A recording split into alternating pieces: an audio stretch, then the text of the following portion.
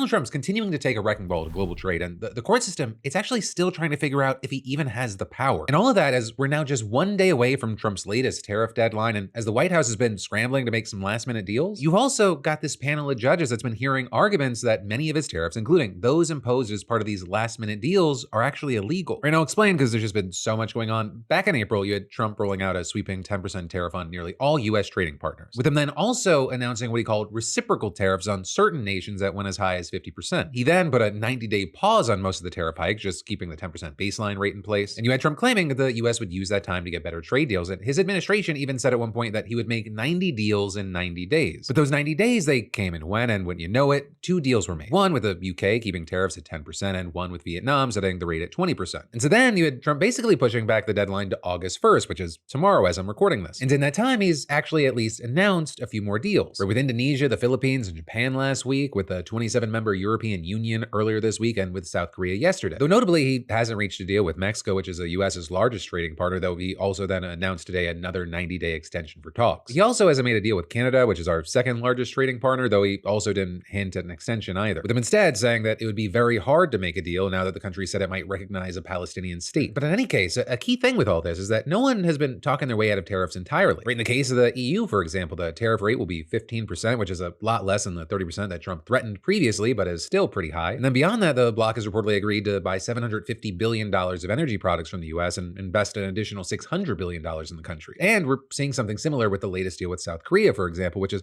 also getting hit with 15% tariffs, down from 25%, which was previously threatened. And there you had Trump claiming that the country will give the United States $350 billion for investments owned and controlled by the United States, and saying that these investments will be selected by him, as well as claiming that South Korea will purchase $100 billion of LNG or other energy products from the US. But then beyond that, as you may have guessed, or at least you should expect, details about how exactly this would all work, they're sparse. Though we're actually getting some more information from the South Korean side, with the president there saying that of the $350 billion that his country has promised to invest in the US, $150 will go into helping build ships, including warships, which even on its own is notable because South Korea actually builds more vessels than any other country in the world except for China. And that as US shipbuilding and the country's navy is said to be in decline. Now, of course, on the other side of all that, there's a concern about the potential for this to raise prices in the United States. I mean, just talking about South Korea, it's actually the 7th biggest importer of goods to the United States, shipping $132 billion worth of goods to the United States just last year, according to the Department of Commerce. And in addition to cars and car parts, semiconductors and electronics were among the top goods that Americans bought from there. And notably, according to Commerce Secretary Howard Lutnick, none of these goods are exempt, with him just saying that South Korea, quote, wouldn't be treated any worse than any other country on semiconductors and pharmaceuticals, and also adding, steel, aluminum, and copper are not included in the new deal and remain unchanged. Right, and with that, he's talking about the separate 50% tariffs on steel and aluminum that have been in effect since June, as well as the 50% tariffs on copper imports that Trump's putting in place with an executive order that was signed on Wednesday. And actually, along with that, he signed an order that ended the so-called de minimis exemption, which allowed goods worth less than $800 to enter the country duty-free and without the need for detailed customs paperwork. With Trump having ended the exemption for imports from China back in May, but now, starting on August 29th, it'll be for goods coming from anywhere. With that seeming to be Trump trying to make sure that there's absolutely no way of getting around the new tariffs. And actually, on that note, there's more that we haven't even talked about yet. Right, this week, you had Trump announcing a 25% tariff on goods from India, with him also claiming there'd be an additional import tax because of India's purchasing of Russian oil. You also had him stepping it up against Brazil. As you may remember, he threatened 50% tariffs on Brazil earlier this month while accusing the country of orchestrating a witch hunt against Jair Bolsonaro, who, if you forgot, is the former president who's accused of plotting to poison his successor, shoot dead the Supreme Court justice investigating him, and reinstall himself as the country's leader. And so now you have Trump officially signing an executive order to implement the tariff increase, with the US also announcing sanctions against the Supreme Court justice that I mentioned before. Though also in that executive order, Trump cites something called the International Emergency Economic Powers Act, with Trump claiming that there is a national emergency in the United States because of Brazil's handling of US tech and social media companies, as well as its prosecution of Bolsonaro. And this law, it's the same law that Trump's invoked to impose many of his tariffs, declaring a national emergency over the large and persistent US trade deficit. And that, as before Trump took office, no president had ever invoked the law to impose tariffs on other nations. Because generally, it's Congress, not the president, that has the power to impose tariffs except in limited cases. And so in May, you had a federal trade court actually ruling that Trump doesn't have unbounded powers to impose duties as he saw fit. But then, Trump's Justice Department quickly appealed and got a temporary halt to the mandate, allowing the president's tariffs to remain in place. But now, a federal appeals court has taken up the case, hearing oral arguments today, and whatever they decide, it could potentially strike down the tariffs, including